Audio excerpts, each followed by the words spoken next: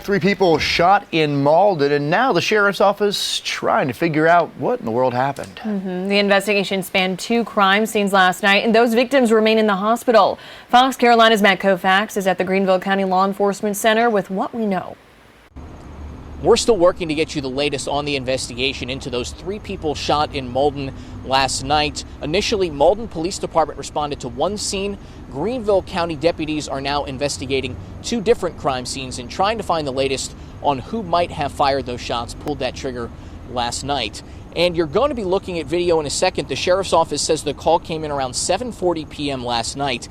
This is video of Evergreen Circle in Mauldin, that first scene. It was their authorities saying they recovered guns and contraband in a search of the road, but no bodies or victims. So they moved on to the second scene, which brings us to nearby Sycamore Drive.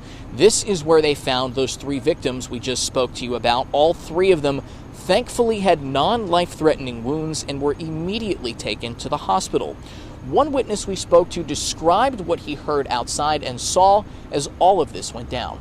I heard gunshots, multiple gunshots were fired, and I heard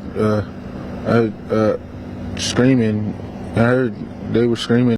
We are still working to find out more about those victims and what they could have told police that might aid them in their investigation, because as it stands right now, there isn't a ton of information by way of leads for deputies who are investigating that could point them in the direction of a potential suspect or suspects. They are encouraging anyone who has any information to come forward, either contact the sheriff's office here or to leave an anonymous tip with Crime Stoppers. In Greenville County, Matt Koufax, Fox Carolina News.